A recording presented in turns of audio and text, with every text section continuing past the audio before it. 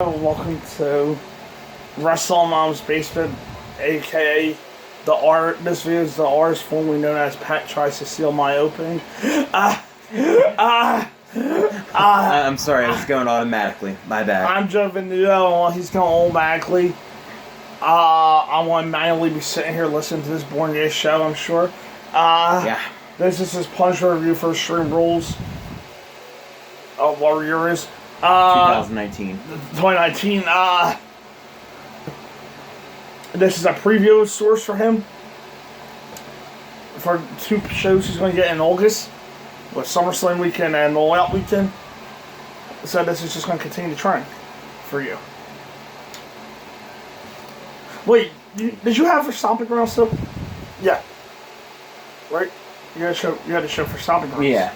Oh, no, never mind. All summer he's been preparing for August. I just want you all to know that pride comes before the fall. Pride Month was last month. Pride comes before the fall. I do that every day. The second part. It's a really long tree. Like, I'm walking half a what? Anyway. Great American Bash, 1992. Anyway. I forgot what pay-per-view I gave you. The Great American Bash, 1992, in preparation for SummerSlam and All Out weekend. You know you're going to lose all four shows, so you might as well just get used to it. That's not happening. Hey, I was only one behind you in the last AEW show, so... Oh, it don't matter. You were one behind me, 50 behind me. That still helped me win. No, but beforehand, I was like 4 behind you, or 3 behind you. But I'm raising the stock. I'm coming back. All I needed was just a couple AEW shows to see how they booked and where they were going to go. And you got the most obvious book and roll. And now. At the latest show. And now I'm catching up. And you got the most obvious book and roll. And now. There's a reason. And now I'm going to catch up. One of the reasons why Pac didn't want to lose to Hangman because of the respect of the championship. AEW's not going to make other promotions champs lose. He decided to go against the champs. He picked the most obvious match for him. It's a learning process. I learned. And now I'm going to win. Well, let's go Lance Morissette. She has something called You Learn. That was one of her songs. Only you would know that. Well, your brother might too. He might, who knows. Yeah. Well, you're the one. Well, he's not a big Alanis Morissette fan now. Yeah, but back in the 90s. But I digress, because this video is not about Alanis Morissette. But the show did take place in Canada, so... It did not. This is Great American Bash. Why the fuck would it take place in Canada? For the irony... No, but SummerSlam is taking place in Canada, where I will beat you in the first 2 shows of August. Yeah. It's been around some way.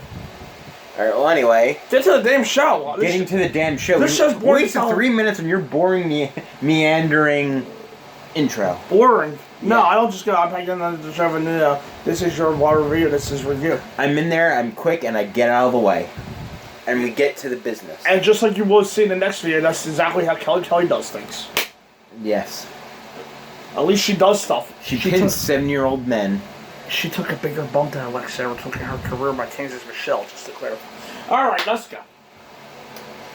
Okay. Great American Bash, 1992. We've been through it already. Date, July 12th, 1992. One of the few that is actually after the 4th of July, it seems like. Yeah, because what's interesting about this here is this 92 though. So Great American Bash was actually in July originally. Yeah. Then when Bischoff and all, Bischoff got involved. Yeah. WCW. Location, Gray Civic Center, Albany, Georgia. I'm not sure how true this is, but I actually was reading a review just to see what other people thought of the show. And there was one I came across that said that a month beforehand, this show was actually scheduled for Philadelphia. I know we had one Great American Bashes in like the mid-80s. Yeah, it was the Great American Bash Tour in 91, yeah. And one was at Veteran Stadium, yeah. Yeah. But you probably could get, I'm pretty sure a podcast you could help with that show to confirm that. Probably, yeah. Was it Shavante? I seen this one. I think it was, yeah, it won't be, and it might have been Bishop, but I will definitely say Shavante. But it was literally like that one review I seen it on, and I'm not sure if I haven't seen it anywhere else, so. Did JR cover WCW? Yeah. Yeah. Yeah, okay. It might have been JR's. Anyway, location, Great Civic Center, Albany, Georgia. Attendance 8,000. Your commentators for tonight That are many Jim people live in Ross. Albany, Georgia. That many people live in Albany, Georgia. Jim Ross and Jesse Ventura. And special thanks to... It was posted by Clunderbunker on July 26th, 2012. That's right. There you go. On KB's Wrestling Reviews, that website. Must be his reviews. Yeah. The CKB, Clunderbunker. He starts off, oh jeez, it's this show. I knew I wanted to avoid this one until the very end for a reason. This show is all about the NWA World Tag Team titles with a single match, Vader vs. Sting for the WCW title. Now being part of it, Bill Watts was in charge here, and he knew the right idea was to bring the NWA back in. That being said, no one but Watts and JR wanted that kind of wrestling, but who cares about that, right? Let's have a perfectly clean and straight mat-based wrestling for 3 hours. I'm sure I'll find something to complain about later on. Let's get to it.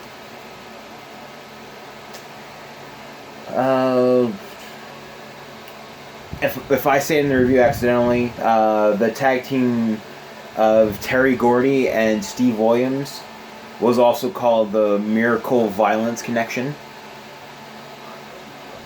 And, since Dusty Rhodes wasn't booking WCW at this point, Jim Ross actually was. I knew JR was a booker for WCW. Yeah. Did you? I knew he had something to do with it. It was Bill Watts, yeah. but I didn't know he was like that. Again, I seen it on another one that said that. But with how the show's booked, I actually kind of buy into that a little bit more. Where it doesn't sound really like Dusty, it sounds very much like Bill Watts or Jim Ross running the show.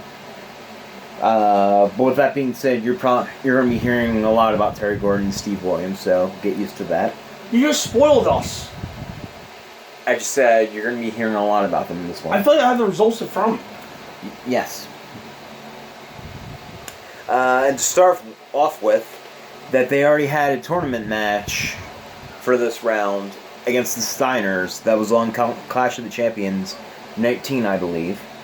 And it was for the WCW title, so before the show even started, Williams and Gordy are your WCW Tag Team Champions. Well, they're not losing a tournament now.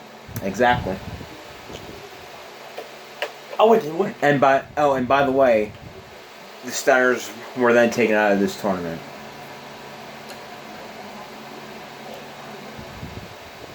But the Dangerous Alliance is in it. Exactly. Also, one of the Japanese guys is now out of the tournament with an eye injury, so Shinya Hashimoto is replacing him. I heard the black brackets. It's Williams and Gordy. They go on to the next round. In this round, it's Pillman and Liger versus Koloff and Steamboat. There's Hasi. I'm not sure if I'm saying that name right. I'm going to go with Hase. Hase. And Hashimoto. It looks French. Versus the Freebirds. Dustin and Barry Windham versus Steve Austin and Rick Rude. Bill, we get an interview with Bill Watts and Eric Bischoff. Bill Watts says that there are different rules tonight in different matches. Sting versus Vader, you can't come off the top rope, but in the tournament you can. He cites the National League and the American League in baseball having different rules to explain it. See, this is where the NWA mentality falls apart. This isn't a real sport in baseball or whatever. There's interest in seeing who's better. In wrestling, that's really boring, and no one in modern times is really interested in that. But hey, the NWA is doing so well at this point that they clearly need to bring back that mentality, right? And real quick, don't invite people on tournament. Just to clarify, they got the bad version, and the famous free version in the tournament. Well, what's really funny is they could have had the real version of the famous free version in the tournament too, because Terry Gordy is an original. When Michael Hayes, and Jim Gardner, but Michael Hayes and Gordy were the tag team. Yeah. For a reason, Jim Gardner was the mouthpiece, or the manager. That's the funny thing. Okay, so. So let's get to the first match. NWA Tag Title Tournament quarterfinals. Ricky Steamboat and Nikita Koloff versus Brian Pillman and Jushin Thunder Liger. This should be good. That's literally the first words he wrote. Alright, well, there you go. This should be good. Thankfully, a match with 3 high flyers has the top rope made legal. And yes, that's the rules at this point. Bill Watts, if you don't know, Bill Watts is the one that outlawed jumping off the top ropes in WCW. Yes. And even being thrown over the top rope to the outside as well.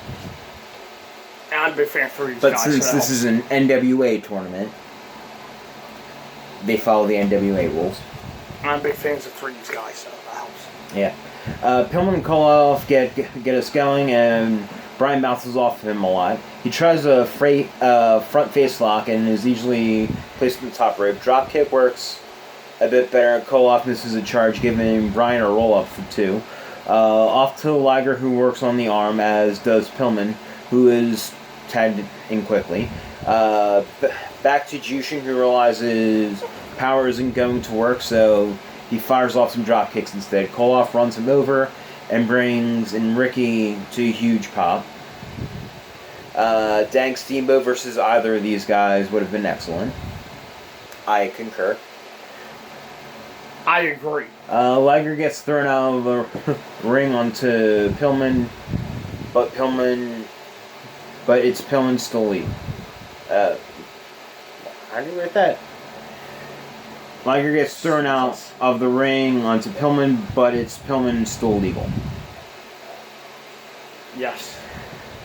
Steamboat works on the... It's a bad English there, dude. Steamboat works on the arm and then clotheslines Brian down. Pillman finally gets a tag and double drop kick. Puts down Steamboat. Liger versus Steamboat now, and they're moving as fast as you can expect them to. Never mind as Koloff comes back in for his hit one move stare offensive series. Back to Pillman versus Steamboat, which is certainly a more interesting match. Pillman takes him down and drops an elbow for 2. Things speed up on a drop kick, but then it's back to the headlock by Brian. Liger comes in with some rapid fire kicks and the moonsault for 2. Tombstone kills Steamboat, but somehow kicks out of 2. A flip dive gets 2, but Steamboat suplexes him and tags in Koloff. Now Koloff hooks a chinlock, which is a very popular move so far. Back to Steamboat, who hits a series of backbreakers, followed by a power slam for 2. Pillman made the save, which I think makes them the heels in this match. That is true. I didn't really know where the heels were. Well, I'll probably this Ricky Steamboat. True.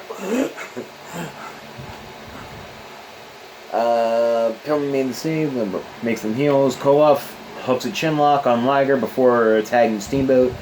Back in for a fist off the top. Liger escapes and makes the hot tag to Pillman so things can speed up a bit. It's not often that someone speeds things up over Liger, but Pillman can be the one that does that. And never mind, as it's back to freaking headlocks. Back to Liger, who hits a cartwheel into a crossbody. Back to Koloff, who loads up the sickle, a running clothesline finisher. But Pillman breaks it up. Brian comes in legally and hits a dropkick for 2. Koloff throws him over the top, but Pillman lands on the apron, so it's not a DQ. It's also not a DQ because these are NWA rules. Brian hits a springboard clothesline and a top rope missile dropkick. He hooks a sleeper, but Koloff draw breaks his way out of it. Off to Liger versus Steamboat again, which which has been the best combination by far in the match. Ricky gets 2 off of a missed Steamboat dropkick, as does Liger off a backslide. Brian gets a blind tag and slingshots crossbody for 2. Steamboat hits a suplex to put both guys down. Pillman goes up to get crotch, but he manages to come off with a crossbody. But Steamboat rolls through for a pin. Really strong opener. I probably would have cut about 5 minutes in this because they ended up doing a lot more headlocks than they probably should have. You probably could have cut a few of those out. Probably another 5 minutes and have the crowd a little bit more excited instead of sitting through where it ends up being a 20-minute match. But still, clearly the best choice for an opener. I gave it a B. Was that your match of the night or no? No. But there's only one other option. In the next match, NWA Tag Team Title Quarterfinals, Fabulous Freebirds versus Hiroshi Hase and Shinya Hashimoto. And here is the other match of the night. No. There's a possibility that this is out of order. He's actually not in... He's not out of order. Yeah, he's not out of order, so forget that last part. Either way, it doesn't make a ton of difference as this match is up next. Anyway, Hashimoto is a huge guy who throws a lot of kicks. Hase is pretty good, whereas the Birds just are kind of there. He's in Hase, get us going, and it's time to strut. Bad Street, baby. Street... US of A. Yes. His controls with the head scissors to the mat, but Hase escapes with ease. Off to an armbar by Hayes, and Garvin gets the tag. Hashimoto comes in and things slow down. This is a horribly bad contrast of styles here, and I don't really expect that much from it. I agree to that. They head to the mat, and this isn't going to be pretty. You can see the big problem with the tournament shining through here. There's no story to any of these matches, so they're just wrestling matches, which may be good, which may be bad. That makes it hard to get into them almost every time. Hase comes in for a few seconds, and Hashimoto comes in for his famous kicks. Hayes comes in to pound away with American right hands, as JR trademark termed. Hayes hooks a quick armbar, but Hashimoto hits him in the throat to escape. Hase hits a gut buster, not a goat buster, whatever that would be, and shouts a bit. The greatest of all time buster. Back to Shinya for a few more kicks, which is all about his offset consists of.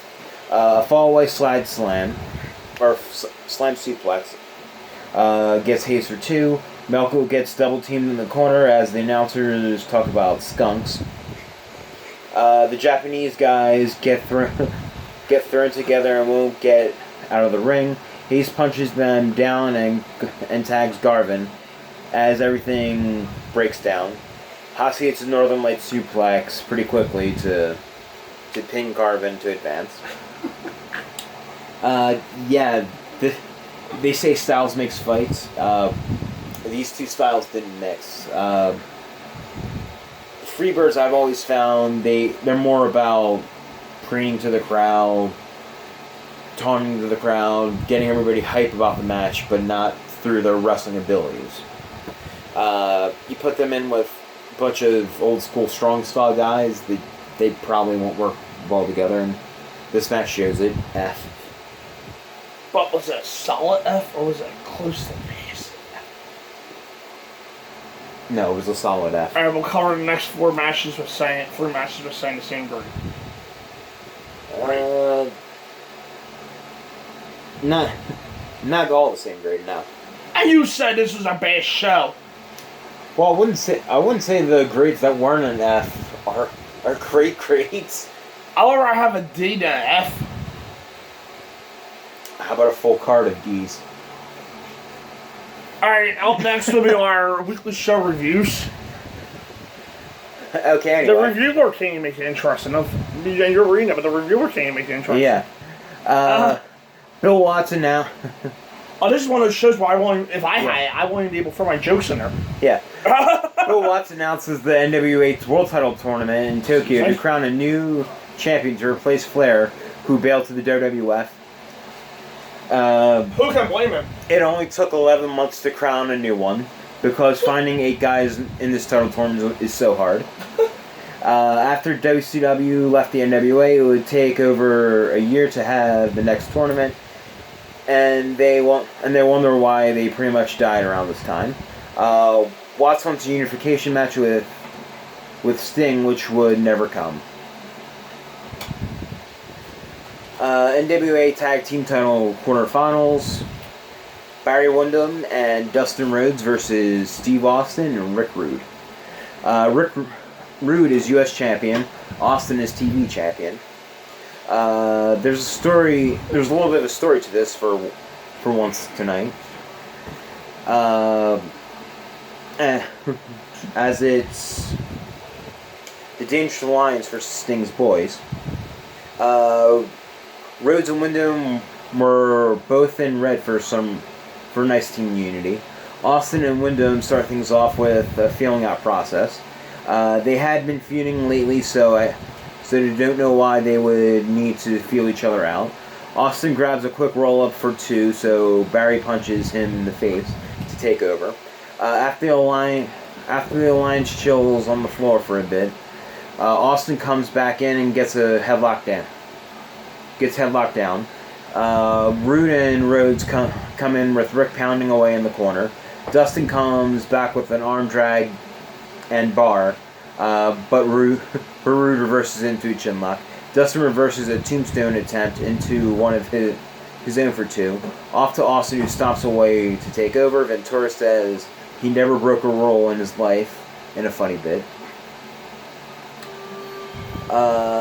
Dustin clotheslines him down and kicks Austin to the floor. These two have had some very underwhelming matches so far. Hopefully this is better. Rhodes throws him back in and hooks in an abdominal stretch. Windham comes in with a top rope lariat for 2. Austin gets in a shot and to the back and loads up a suplex, but gets headbutted down. Root comes in, sends tag, and he hits, my goodness, he hits a missile drop kick for 2. A pile driver gets the same on Barry. Also comes in off the top to break up the tag, and hits a suplex for 2. Off to the chinlock for a while until Rude comes in for some power. He slams Barry down and swivels his hips a bit. A front face lock goes on, but one of them quickly breaks it up. Austin saves another tag as Jesse talks about being on the proper side of the turnbuckle. Now when's the last time you hear that sort of analysis? Barry gets a brief comeback but charges into a boot, which Austin gives a roll up for 2. Off to a chinlock, but by Austin to space out the match again. Austin cheats with the feet on the ropes to draw in Dustin, which lets Rude cheat even more. They do the switch without a tag, which is usual good heel stuff. Back to Austin, and as the alliance continues to look good. Barry pops back up and hits a double clothesline, puts both guys down. Austin suplexes him to prevent a hot tag one more time. Rude comes in to pound away some more. This time with knees to the ribs. Barry gets the ultimate offensive move on Rude, an atomic drop. Because he sells the crap out of it just about every time. They hit heads and Barry falls into the hot tag. Dustin cleans house, including a jumping back elbow off the middle rope, making his comeback awesome. Everything breaks down and Dustin gets the pin on Rude with a top rope clothesline. This match, I wanted it to be way better than it actually was. To me, it was more like they just gotten into the next level or the next gear, and then the match was over. if they spent some more time after the hot tag or made the hot tag earlier, so we can actually have a little bit more time to see them actually do things. But other than that, this was actually a pretty big disappointment for me. D+. Especially considering the 4 guys in the match. Yeah. Okay, so now the updated brackets. It's going to be Gordy I've been waiting for this old 25 and minutes. Williams versus Steamboat and Koloff. And Wyndham and Rhodes versus Hasi and Hashimoto. Harley Race says Vader is ready for Sting tonight, and the Little Stingers are going to be very disappointed. Should we put this into a part 2? Or do you think do the first one? Yeah, might as well. Okay. I'm just saying, let's just say... Okay. It is a 21-minute match with 8 minutes left in it, so yeah. Yes. Up next, the part 2 of this very exciting time in WCW history. Yes. See you then. Oh, I'm going to get fucked up if I lose SummerSlam weekend. Bet your ass you are. So you better hope you lose. Because I got... You better hope you